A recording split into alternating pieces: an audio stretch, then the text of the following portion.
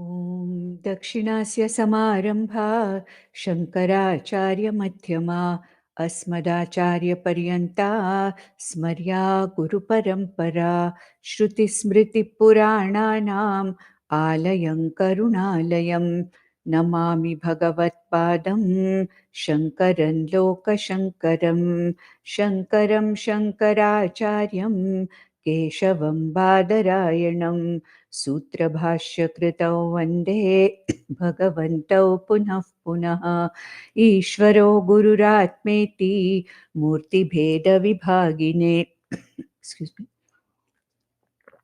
व्योमवद्व्याप्तदेहाय दक्षिणामूर्तये नमः परिज्ञानाश्रम श्रीगुरुशङ्कर परिज्ञानाश्रम शङ्कर सद्गुरु केशववामन कृष्णपाण्डुरङ्ग आनन्द परिज्ञान गुरु सद्यो जात शङ्कर सद्गुरु गुरुर्ब्रह्मा गुरुर्विष्णु गुरुर्देवो महेश्वरः गुरुः साक्षात् परब्रह्म तस्मै श्रीगुरवे नमः। ॐ सहना भवतु सहनौ भुनक्तु सह वीर्यङ्करवावहै तेजस्विनावधीतमस्तु मा विद्विषावहै। ॐ शान्ति शान्ति शान्तिः। On this auspicious occasion of Gita Jayanti,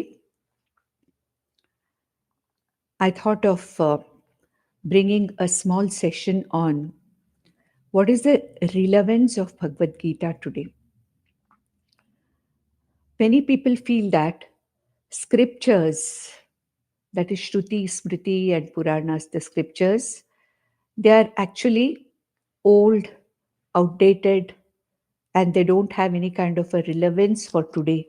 That's what many people feel. But that's not so. All our scriptures have a great relevance today, more so Bhagavad Gita.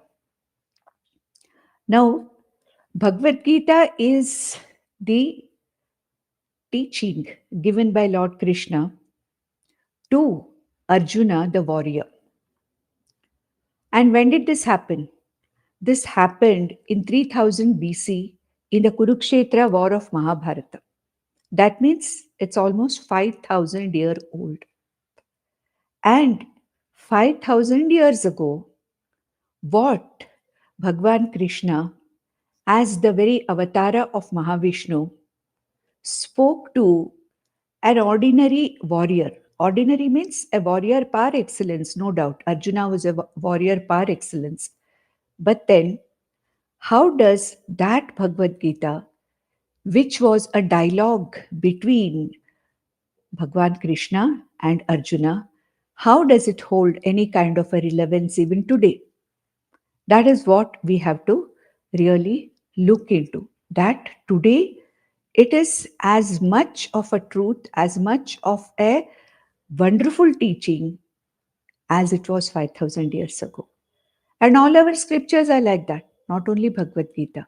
All our scriptures are talking about something which is relevant for the human being for all periods of time to come. Now let us restrict to Bhagavad Gita itself. Now, I have divided Bhagavad Gita's relevance today into 3 portions, just for the sake of, making it easier for us to, understand this.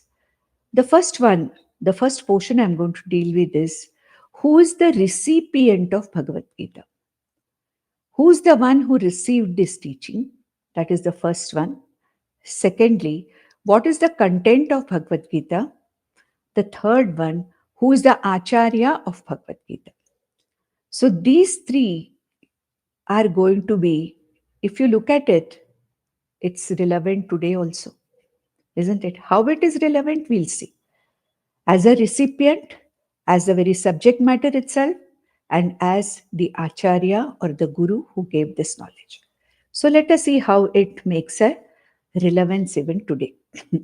First, The recipient. The recipient of this teaching was who? Arjuna, who was one of the Pandava princes, who was fighting what? He was fighting what is called as a fratricidal war. What is the meaning of fratricidal war? It means that it's a conflict, a war in which brothers are almost killing each other. Fratricidal. Definitely in a war, many people are going to die. One party is going to win, the other party is going to lose, and therefore it is two sets of brothers. They may be cousins, but they are brothers actually.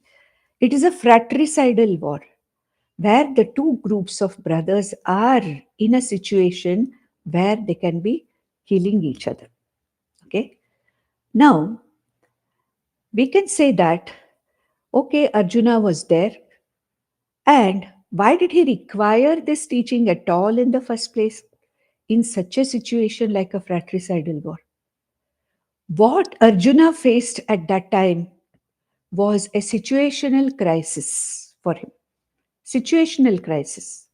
Situational means at that particular time, it was a crisis for Arjuna. Being a very dharmic person, Arjuna really did not want to fight this war where he would have killed his grandfather, his gurus, and also his brothers, cousins, and maybe his own children and grandchildren on the other side. So actually, Arjuna did not want to do this, but he had to do it because it was his swadharma. It came to him, not that he asked for it. It was something which came to him, and it was a situational problem here. He was in such a situation that Arjuna did not know what he had to do, how he had to take up this problem, and how he was supposed to go ahead. And if you look at it, of course, Lord Krishna did not have to teach him how to fight a war because Arjuna was a warrior par excellence and he had won so many wars. He had fought for his father Indra in the Suras and Asuras, Deva and Asuras war. He had fought with Shiva, from whom he got that Pashupatastra. So, like that, Arjuna was a warrior par excellence. He did not require anybody, even Krishna, to advise him on how to fight the war. But what did he need? He needed how to go about doing this. It was a choiceless situation for Arjuna, where whether he liked it or not, this particular situation had come in such a way that he had to do it for the sake of dharma. To protect the dharma, he had to fight this war. Because the so called his brothers were atatayis. There were people who were actually hurting the society. There were people actually who were taking the side of adharma and increasing all the adharmic activities in the society. And therefore, Arjuna had to do it. But the question was, with what kind of a state of mind will Arjuna be able to do it? We have already seen in Bhagavad Gita that Arjuna had, even at one point when he saw all his relatives and close ones on the other side, for a fraction of a time, he even thought that he would come out of the war and he would just go away. And he said, it doesn't matter. Even if I get, a bad name,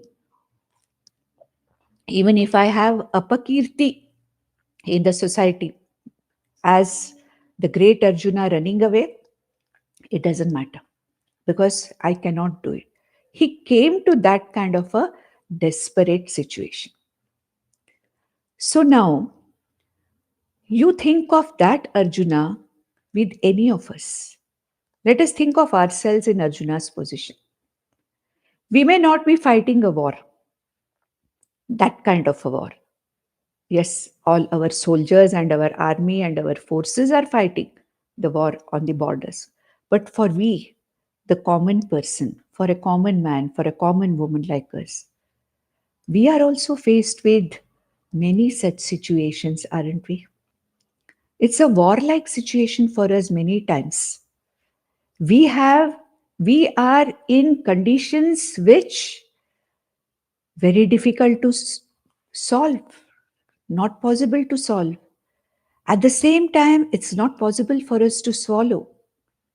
So we are in such situations which are called as the dire situations, crisis, a situational crisis. And all of us are there in this. Every one of us, at some time or the other in our lives, have faced this kind of a crisis situation. And in such a situation, it may be a housewife, a homemaker who's facing a problem running the home. It may be a student who's having a crisis facing his exams or facing his course, whatever it is. It may be a working person in his workspace where the person is situated with choice between dharma and adharma. Many times we are in a situation where we have to make very, very hard choices. And that's what happened to Arjuna. And that is what is happening to us also. Here, almost every day, we may be facing situations which are easily solvable, things which are not easily solvable. Sometimes we have choiceless situations. And in choiceless situations, without losing ourselves, how are we going to handle these situations? This is the situation we are in, and Arjuna was also in the same situation. So, what does Bhagavad Gita say about this? He calls it, the teachers who teach Bhagavad Gita and also Lord Krishna, though he does not say openly in that way, but it is a fundamental human problem. It's a very fundamental human problem. The problem is with me. The solution also should be with me. My Vedanta Guru always used to say, the problem is you and the solution is you. So, in any one of us in today's world also, we can face this fundamental problem. What is this fundamental problem that every human being is facing? The fundamental problem with all of us is that, again, we have to bring in Vedanta here. And Vedanta is not only meant for Dwapara Yuga or Treta Yuga or Krita Yuga. It is something which is relevant today also. So, what is the fundamental problem with all of us, including Arjuna? Bhagavad Gita says, and our scriptures say, the fundamental problem with all of us human beings is what is called as samsara. What is samsara? Samsara is shoka moha. So we can put it, moha shoka, because ultimately shoka leads to moha, moha leads to shoka, and it's a cause effect reaction which keeps going on endlessly. Of course, we can add raga also, the desire, raga, moha, delusion. Raga, desire for what? Desire for more, desire for security, desire for becoming something, desire for being somewhere. And what is the basic problem of this desire? Atrupti, apurnatvam, atrupti. Somewhere I'm not happy with what I am. I feel I'm lacking something. I always feel I'm a limited person. I'm a lacking person. And I need to fulfill my emptiness or lacking by something. What is that something? I don't know. What is that something which I require to basically fulfill that deep sense of atrupti and want in me? I do not know that. So what do I do? With this raga of wanting to fulfill myself. How to fulfill myself? How to remove that inner want or that nagging, gnawing feeling inside all of us have that what is not enough. I want more. This is what happened in Mahabharata also, isn't it? It's not only Arjuna, the Kauravas also. Having so much, they wanted more. They wanted more. And that raga, leads to moha. Moha means confusion, delusion that getting things from outside is going to give me happiness. That's it. Even on the Pandavas side, even Arjuna or the other Pandavas also, they did feel a sense of unfulfilled feeling because what was rightfully theirs did not come to them. And sorry, they tried dharmically to get whatever they had to get. It didn't happen. Okay. There was raga on one side on the part of Draupadi. There was this raga wanting something on the part of Bhima. Of course, Arjuna also wanted it. So in some way, maybe they were, more subdued. Their desires were more subdued in wanting a Raja than the Kauravas. But the fundamental problem was that there was atrupti, there was apurnatvam, and they wanted all of us. This is the situation, the fundamental problem. And we all feel that filling ourselves with something which we don't have in the form of objects of the world, situations of the world, and also people around us. So we try to fill up our lives with things which temporarily give us some happiness. But then, after some time, we find that that particular wanting or that particular desire of being secure, more secure, that never ends. Whatever I have, however much I have, I want more and more. So, this moha leads me to repeated efforts of karma and accumulation, having more, having more, having more. And then there is shoka. Shoka means samsara, sadness. Does it mean that when I get whatever I want, I am happy? No. There is shoka always. In some other form, it comes. The unhappiness comes in some other form. So, raga, shoka, moha is my samsara. Similarly, for Arjuna also, it was, you can say, moha, shoka. What was his moha? Who all these people are mine. For the time being, he forgot dharma. He forgot that he was fighting a dharma yuddha. He forgot that it was his duty, swadharma, to fight a dharma yuddha. He forgot. For the time being, he forgot. There was moha in the form of ahankara and mamakara. With ahankara and mamakara, seeing things as mine and ours, whatever he was supposed to do, he was not able to do. Same thing with us. When Arjuna had his samsara called as the Vishada, Arjuna Vishada Yoga, it is called. The very first chapter is called as the Vishada Yoga because there Arjuna is expressing his samsara there in very, very, clear words. Bhagavad Gita talks about Vyasacharya, the creator of the writer, the compender of Bhagavad Gita, clearly puts forth Arjuna's situation, Arjuna's condition, how it was there at that time when we go to the Vishada Yoga. It's the same with us today.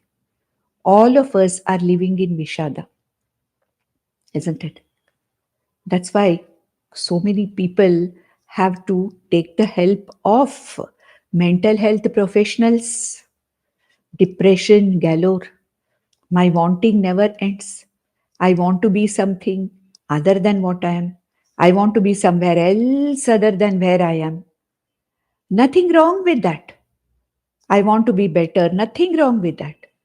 But when this wanting more, wanting better, wanting to be somewhere else, wanting to fulfill my apurnatvam with the things from outside, it becomes a roga.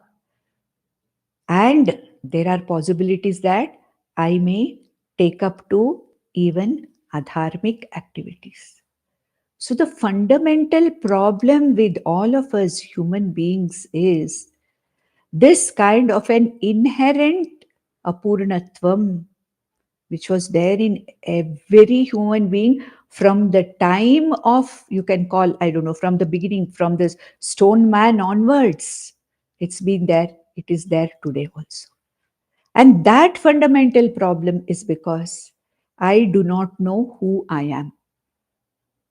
I have no idea that I am that consciousness which is Nitya Shuddha Buddha Mukta. Same thing. Arjuna was also not aware. He thought he was doing the karma. He was fighting the war. Like we think, I am doing this. I am doing this for this particular purpose. When I do this, I have to get this particular phalam. If I don't get this particular phalam, then I am upset. I am sad. There is shoka. Then there is more delusion, more confusion, wanting more and more and more. That is what happened to Arjuna also. Because we do not know what we are. That we are the very Sukha Swarupa Atma as it is not known. Then what did Arjuna do? He realized that he has a problem which he cannot solve by himself. He may not have understood this personal problem, whatever it is, but he did understand that what is fundamental problem, he doesn't know. He is an Ajnani, like any one of us. But what did Arjuna do? He was intelligent enough to surrender to Lord Krishna and said, "You are my Guru, and I surrender to you, and I do not want to be in this particular situation. I want to know what I should do for my ultimate good." Even Arjuna knows what is right, what is wrong. He also knows that as a Kshatriya, it is his swadharma to fight this dharmic war. But somewhere, the moha, the attachment with the family, with his elders, brothers, it somewhere becomes a block to him, and he's not able to do what he's supposed to do. In that confusion, in that helplessness, okay, what does he do? He surrenders because he sees the Guru in his friend Lord Krishna. See, that is the difference. Arjuna, even in that kind of a crisis situation, realized that here is this person who is with me, who is my Sarathi, who I can surrender to. He is my Guru. He is capable of, taking me away from this problem that I'm facing. And he asks for Shreyas. He does not say, Bhagwan, bless me that I win this war. He doesn't ask. He asks for Shreyas. He says, whatever is Shreya for me. See, in this session, I'm not using any Bhagavad Gita verses or anything because it is just a very, very, general talk on relevance of Gita. We have already studied Bhagavad Gita for, 90 sessions some time back. So here, Arjuna does not ask for any particular limited end. You see, he does not ask. He tells he tells Krishna, hey Lord, Shishyaha teham shadimam tvam prapannam. Okay, I surrender to you. Please help me. Please help me for my ultimate good. I don't know what is wrong with me, but I surrender to you. And today's recipients, we are all Arjunas. Aren't we all Arjunas? We are all Arjunas because we are also in the same situation from a different point of view. And what do? We should have the intelligence and the capacity to understand that this is a problem which I am facing all my life. One after another, one after another, one after another, I have been facing one problem or the other. There must be something wrong with the way I am dealing with my problems with my life. Because no problem has ever been completely satisfactorily solved by me. The situations either continue or complicate themselves or beget more such situations.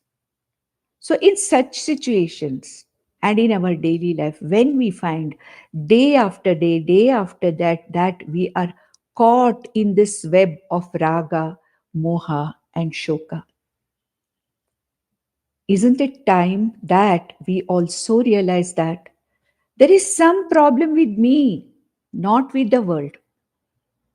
What are we trying to do? We are trying to adjust the knobs of the world outside to suit us. How many knobs are we going to adjust? That I'm going to be happy wherever I am, whatever I am.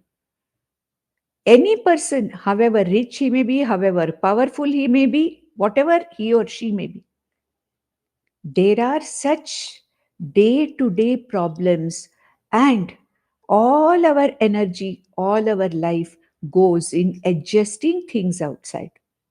Nothing wrong in that. We have to some extent. We cannot keep quiet. But ultimately, we have to understand that the problem is with me, not with the world outside. If I have a problem with relationships, it's not with them, it's with me, because of which I'm finding a relationship a problem. If I'm having some other situation where I'm not able to deal with, the situation is not going to change, but it is me who's the problem.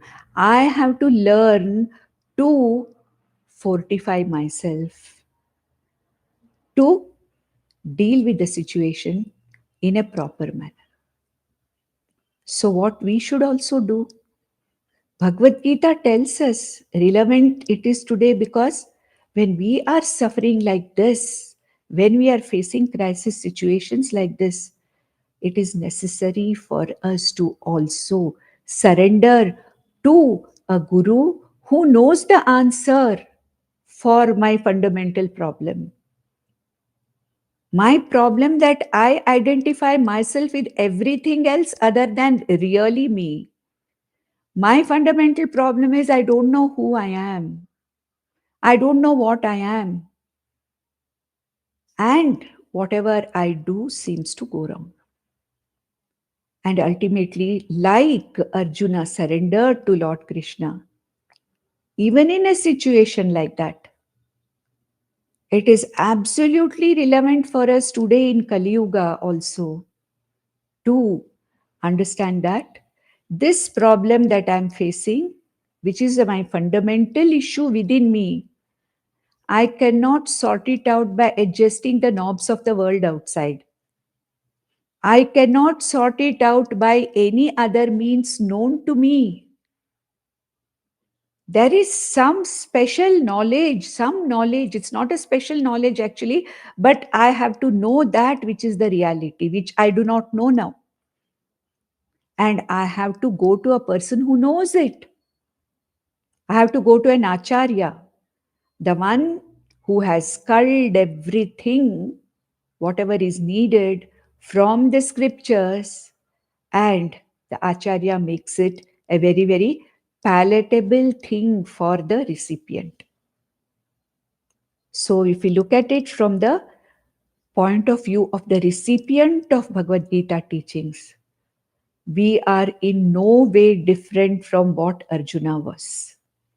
And as long as this Jagat persists, every human being is going to be an Arjuna unless he sorts out his fundamental problem of atrupti, the fundamental problem of not knowing who I am.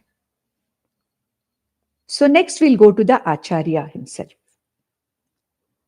Fortunately, Lord Krishna was the Acharya for Arjuna.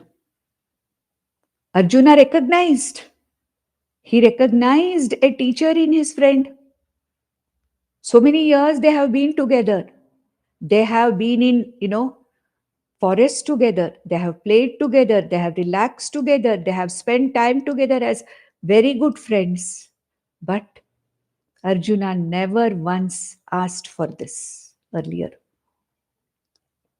But when he came face to face with a situational crisis like this, he realized that Krishna was the only one who could help him. There was only Lord Krishna and one student, Arjuna, in that situation. Now, when it comes to us, the need of an acharya or a guru is very important. Many people feel that when they are logical, when they are scholars, when they know the language well, they can resort to the study of the Shastras by themselves, independently, and get this knowledge. But that is not possible.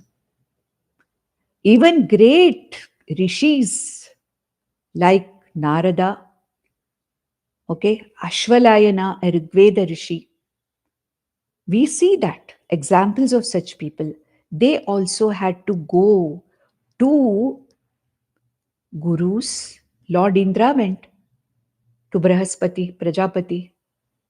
Ashvalayana went for getting this knowledge to Brahmaji. Narada Maharishi went to Sanat Kumara for this knowledge. We have so many like this who are scholars, who are Vedikas, who have done great work, but the fundamental problem of shoka, moha shoka, still there.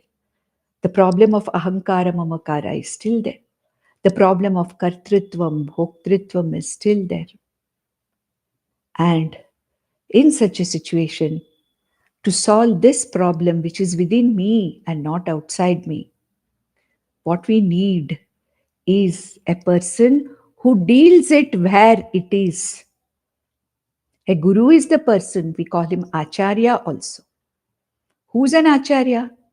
The one who collects or who chinoti, the one who collects all the right knowledge from the scriptures, which is necessary for you, in a way that it should be given out to you. And then he himself establishes in that knowledge as a Shrotriya Brahmanishta Guru. And then he gives that knowledge to you. So it's not a knowledge simply transferred by books or anything. It is a knowledge which is digested by the Guru in the first place. The Guru is a Shrotriya Brahmanishta. Of course, in this situation in Mahabharata, the Guru is none other than Lord Krishna, who is the very avatara.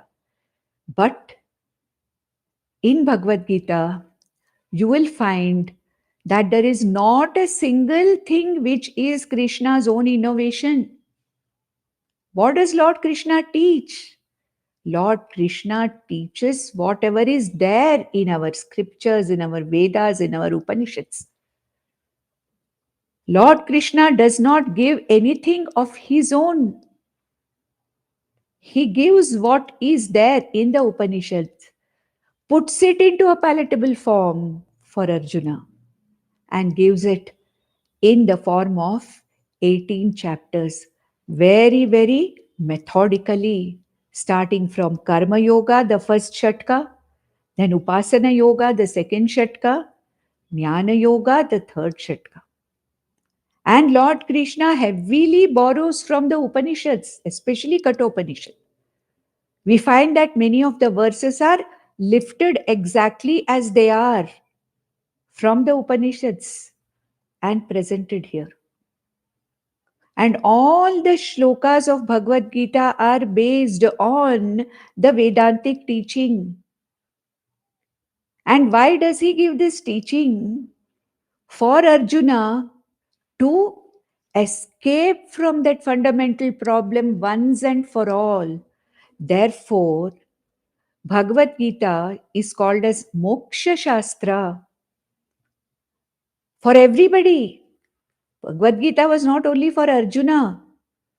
Actually, Bhagavad Gita did not give Arjuna, or Lord Krishna did not give Arjuna any instructions on how to fight the war and what to do. He did not say that. But he told him how to deal with himself. He told him that you think you are a karta, but you are not a karta. You think you are a bhokta, you are not a bhokta.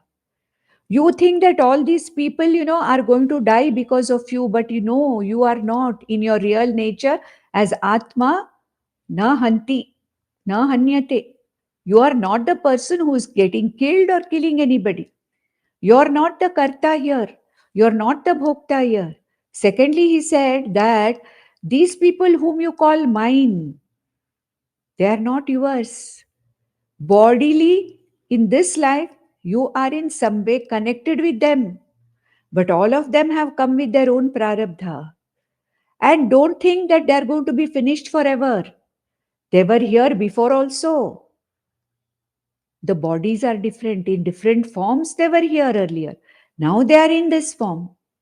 And Arjuna, don't think that you are doing anything. Everything is decided. It's Ishvara Sankalpa. Whatever is happening is Ishvara Sankalpa. And what is your role here? Your role is to play your role correctly. What is your role? As a Kshatriya, forget about you being personally wronged by Kauravas. But you are here fighting this Dharma Yuddha to protect the Dharma in the society. That is your role that you have to play. That is your Swadharma. And in this Swadharma, things may go anyway. Correct? In a war like that, things may go anyway.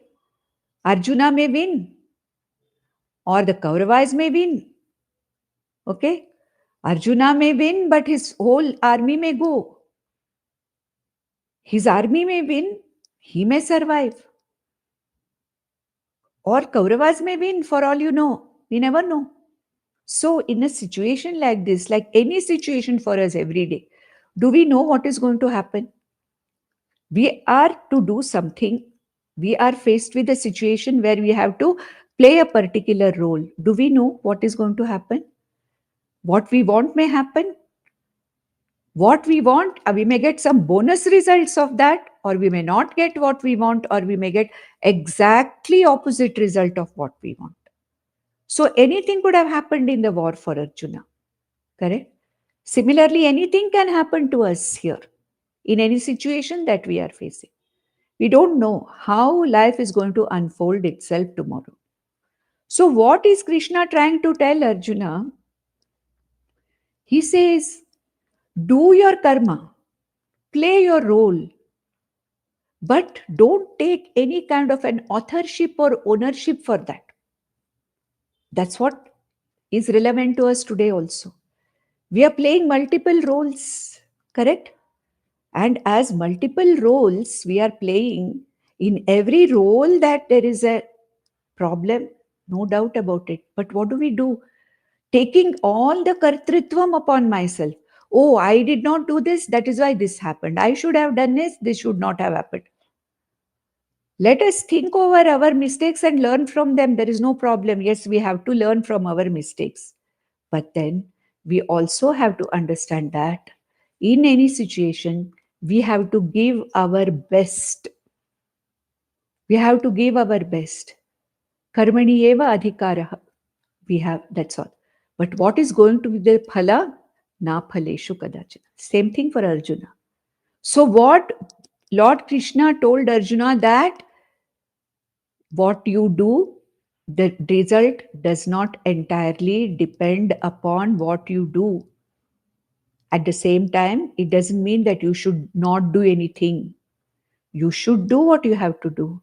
But over a period of 18 chapters, Lord Krishna unfolds the method of preparing one's mind for this knowledge. He tells him also, Nimitta Matra Bhava. May you see that you are not the doer, you are not the enjoyer. There is no ahankara mamakara here. You are in a situation because of prarabdha, which you have to fulfill, in which you have to do your work. There is nothing else to be done. And who is Lord Krishna? Lord Krishna is giving whatever has been given in the parampara. That is in the Vedika parampara, Vedanta parampara, whatever the rishis have told, Lord Krishna is telling the same thing. He may use the words name bhakta pranashyati, okay, mam yeva yechhasi. But here, Lord Krishna is not talking as an individual. He is talking as the Jagat Guru. Though he had only one Shishya, Arjuna, Krishna is the Jagat Guru for all of us in the form of his teaching. And a Sampradaya with Guru. So what does it indicate? For us, again, very relevant. A Guru who is a Shrotriya Brahmanishta Guru. Krishna only tells Arjuna, Samit Panihi Shrotriyam Brahmanishta. May you go for this knowledge. Surrender to a Sampradaya with Guru, with Samit in your hands, indicating that you are ready for this knowledge. And ultimately, by the end of the 18th chapter, what Lord Krishna gives Arjuna is nothing but that Atma Jnanam, which is the very central core teaching of Upanishads. Though Lord Krishna is the very avatara of Mahavishnu, he teaches that which is come from Sampradaya. Therefore, when we surrender to our gurus, they are also doing the same thing. They are Sampradaya with gurus. They have come through a Guru Shishya Parampara.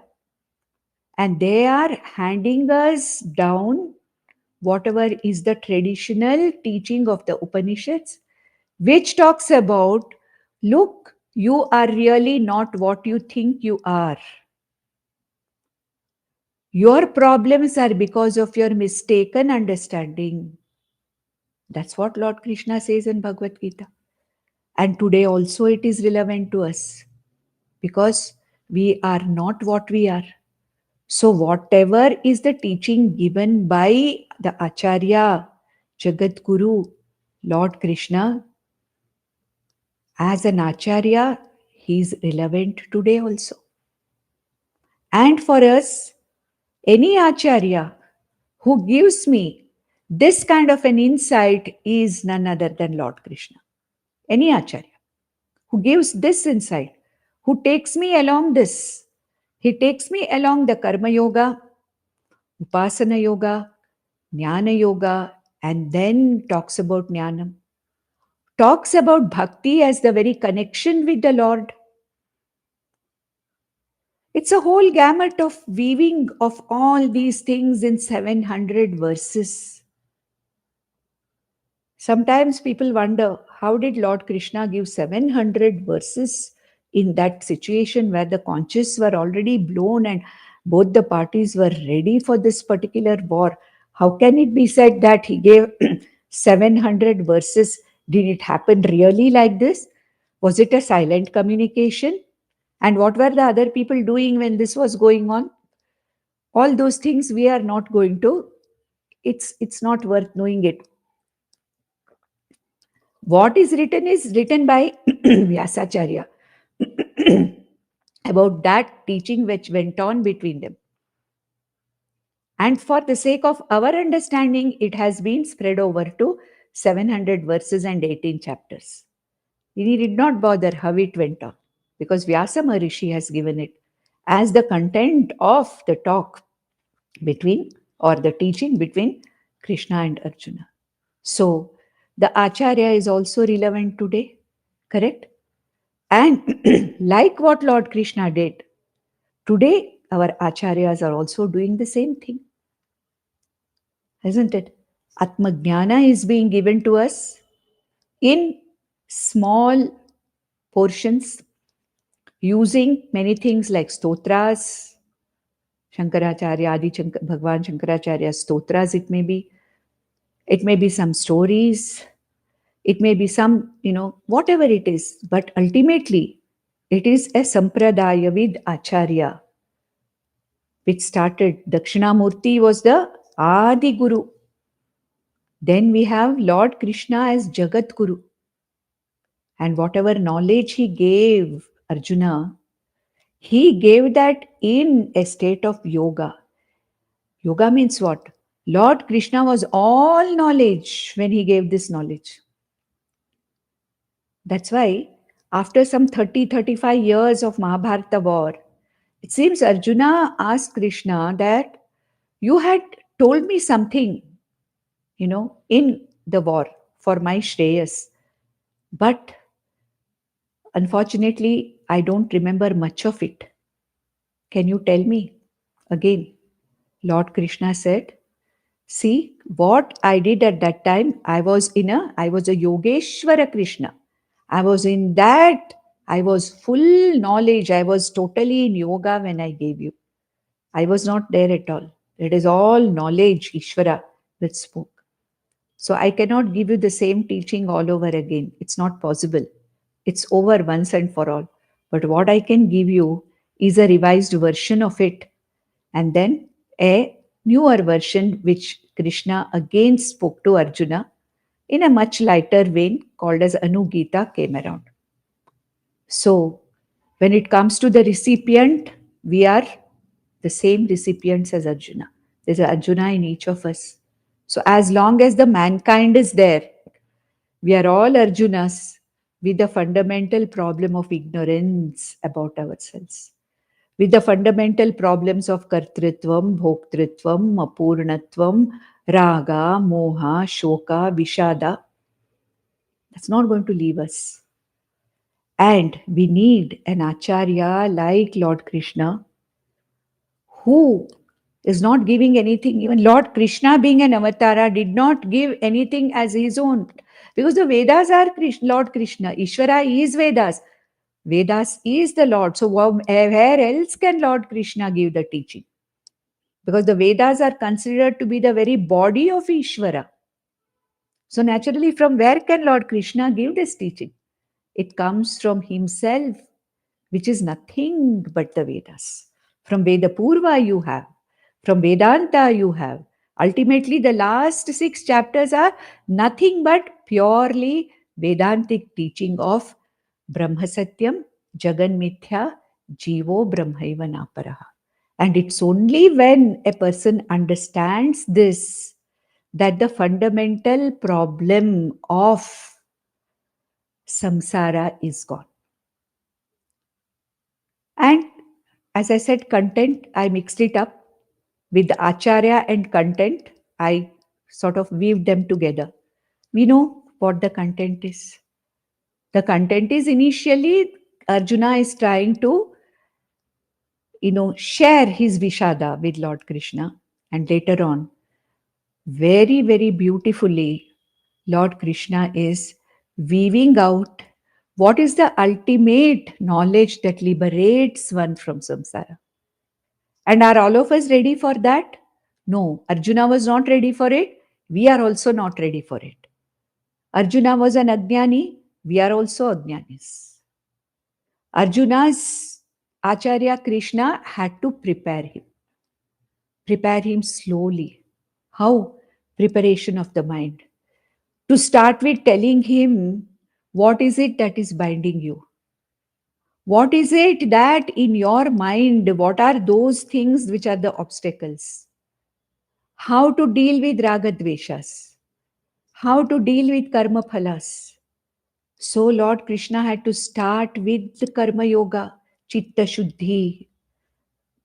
Then the second 6 chapters had to deal with the very swarupam of Ishvara to make Arjuna an upasaka, in which ultimately Arjuna could see the whole universe to be nothing other than Lord Krishna. Initially, Lord Krishna was one Ishtadevata, Ekarupa. Then Lord Krishna made him see himself, Lord Krishna, as the Vishwarupa in the second 6 chapters. And in the last 6 chapters, Lord Krishna made Arjuna understand that Krishna, that me, is none other than you. That Krishna, me, whom you are seeing with this upadhi like this, is none other than the whole universe, manifesting as whole universe. I am the Vishwarupa Ishvara. He showed him in Vishwarupa Darshana. And in the last 6 chapters, he said that Ishvara, Vishwarupa Ishvara, is none other than yourself.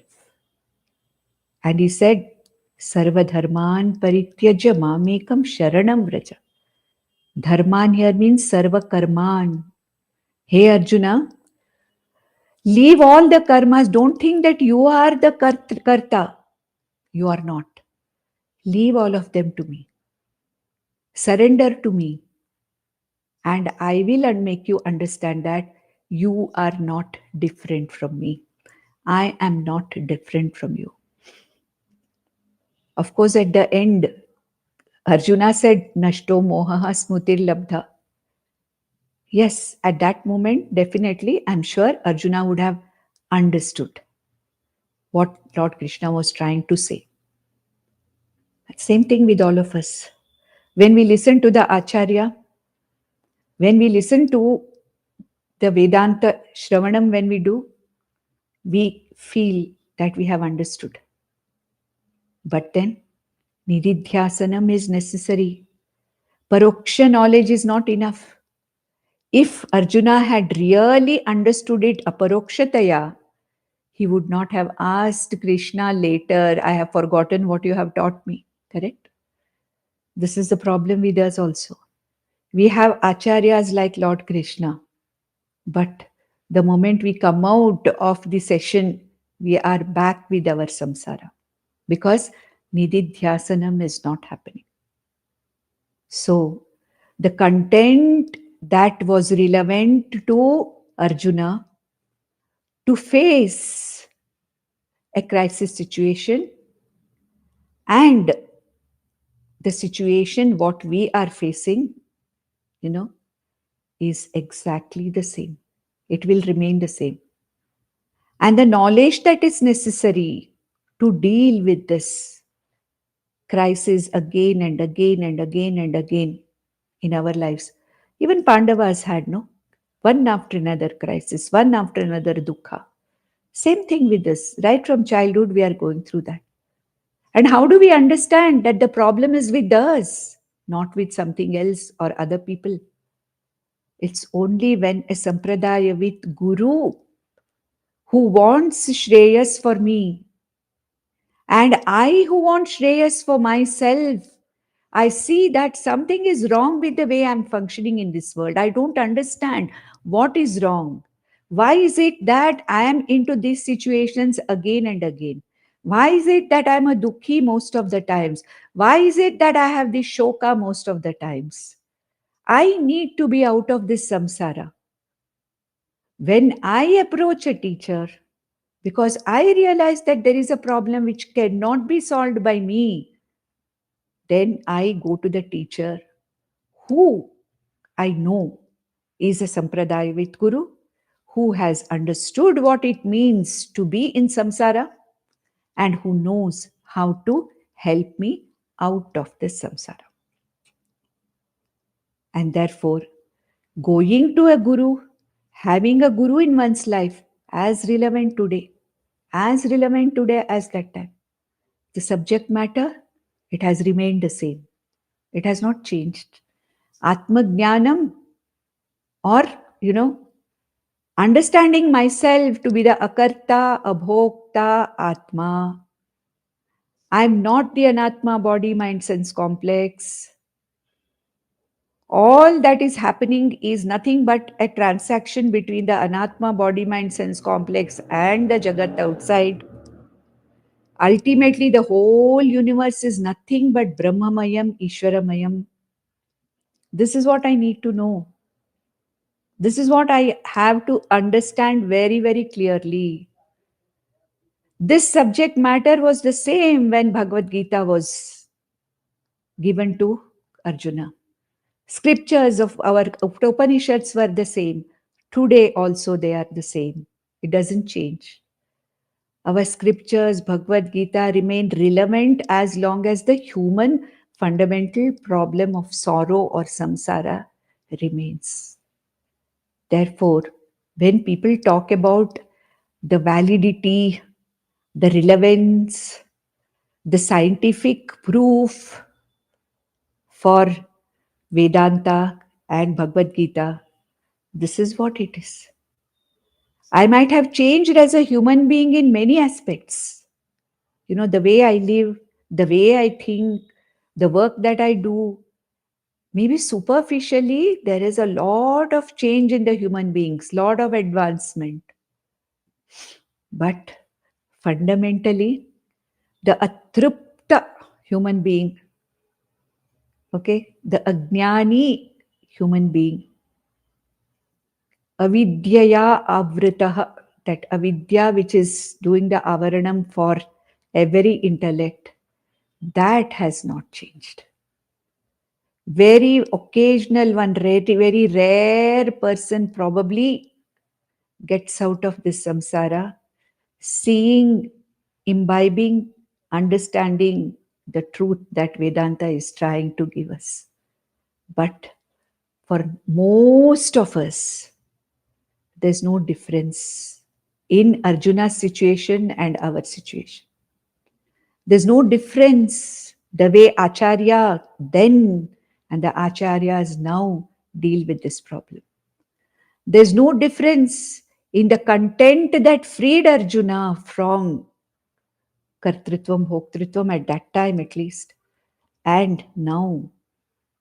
Therefore, all our scriptural teachings, especially Bhagavad Gita, because the way it is, given by Vyasacharya in a very, very palatable form, understandable form, in simple shlokas.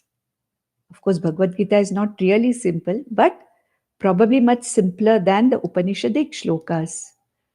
We can say very clearly that Bhagavad Gita is as relevant today as it was then, and it is going to be relevant till this creation and all more eons of creations to come.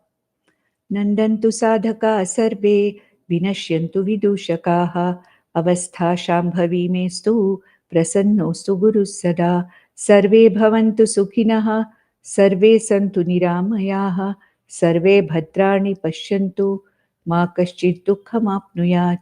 Om Shanti Shanti Shanti. Om Tat Sat.